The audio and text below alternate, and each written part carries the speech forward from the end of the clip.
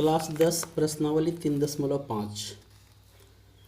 पहला प्रश्न है, निम्न रैखिक समीकरणों के युग्मों में से किसका एक अद्वितीय हल है, किसका कोई हल नहीं है, या किसके अपरिमित रूप से अनेक हल हैं। अद्वितीय हल की स्थिति में उसे वज्र गुणन विधि से ज्ञात कीजिए। तो सबसे पहले इस प्रश्न में ये जानना है कि किसका अद्वितीय हल है।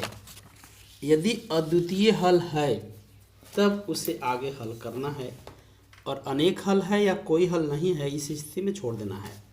तो यहाँ सबसे पहले ये जो तीन फार्मूले हैं इसे देखेंगे कि a1/a2 = b1/b2 यदि है तो अद्वितीय हल है, तब आगे हल करना है हमें। और अगर अनेक हल है या कोई हल नहीं है तो हल नहीं करना है, वहीं छोड़ देना है। जो समीकरण होता है वह इस रूप में होता है। पहला समीकरण a1x b1y, उसी प्रकार c1 इस प्रकार से होता है। फिर a2x b2y c2 इस प्रकार समीकरण होता है।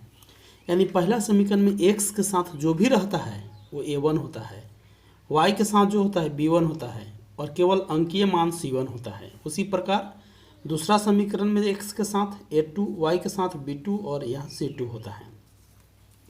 तो सबसे पहले समीकरण को देखेंगे कि समीकरण किस प्रकार का है, अद्वितीय हल है, अनेक हल है या कोई हल नहीं है, a1 b1 c1 a2 b2 c2 के आधार पर।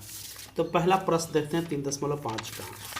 ये जो फर्स्ट प्रश्न है x - 3y - 3 = 0 और 3x - 9y - 2 = 0।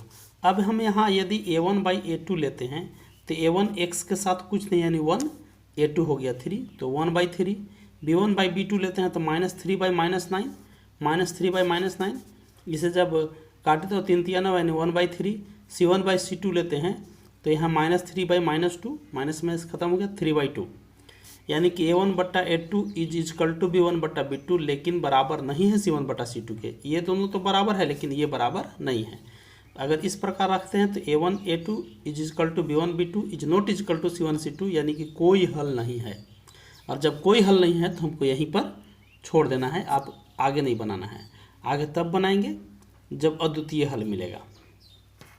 तो यहाँ देखते हैं फिर नेक्स्ट दूसरा क्वेश्चन, 2x + y = 5 और 3x + 2y = 8। अब इसमें 5 को इस पार ले लाते हैं, बराबर के इस पार, तो इस पार लाएंगे तो -5 हो जाएगा। यहाँ 8 को ले जाएंगे उस पर तो -8 हो जाएगा।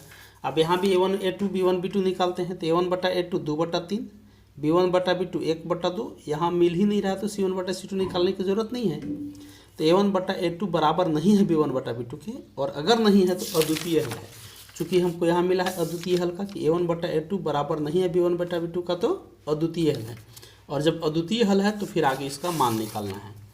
तो यहाँ x बराबर फार्मूला जो होता है उसको लिखें। यहाँ पे फार्मूला दिया हुआ है x बराबर और y बराबर b1c2 b2c1 बट्टा ये x का और ये y का फार्मूला है। तो हम x का मान रखें, x का फार्मूला रखें, इसका मान रखते हैं b1c2। तो यहाँ हम खोजेंगे b1, समीकरण b1 a1 b1 यानी 1, तो 1 रखें। c2 यहाँ देखेंगे a1 b1 c1 और a2 b2 c2 -8 है, तो यहाँ 1 गुने -8, ये -8 है माइनस। अब यहाँ फार्मूला है b2 c1, तो b2 है a2 b2 यानी 2 और c1 है -5, तो 2 गुने -5। और a1 b2 a2 b1, तो a1 b2 हो गया 2 गुने 2 और a2 b1 हो गया 3 गुने 1, तो यही गुना कर लिए। तो 1 × 8 -8 गुने माइनस माइनस प्लस 5 दूनी 10, -8 + 10, 2 दूनी 4 -3 = 3। तो x बराबर क्या आ गया, 10 में से 8 घटाएंगे यानी 2, और नीचे 4 में से 1 3, यानी कि 2/4 में से 3 1, यानी 2/1 यानी कि 2। x का मान आ गया 2। हम इसी प्रकार y का मान लेते हैं। y का फार्मूला ये है c1 का मान है -5 गुने a2 का मान है 3, जो ये समीकरण है, समीकरण मिलेंगे यहाँ से। उसी प्रकार फिर c2 a1 का मान निकालेंगे, नीचे जो फार्मूला है उसको रखें।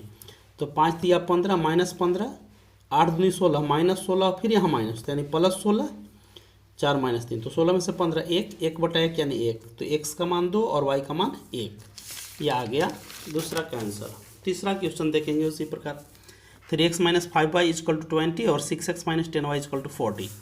अब इस पार ले लें तो -20 हो गया, ये -40 हो गया। a1 बटा a2 निकालते हैं तो यहाँ 3/6, b1 बटा b2 निकालते हैं तो -5 बटा -10 और c1 बटा c2 निकालते हैं -20 बटा -40।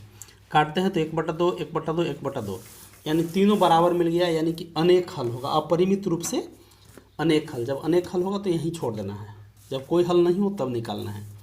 चौथा लेते हैं, ये क्वेश्चन है, इसमें a1 b1 निकालते हैं तो बराबर नहीं, यानी अद्वितीय हल है, तो x का मान रखते हैं b1 c2 b2 c1 minus a1 बटा a1 b2 minus a2 b1।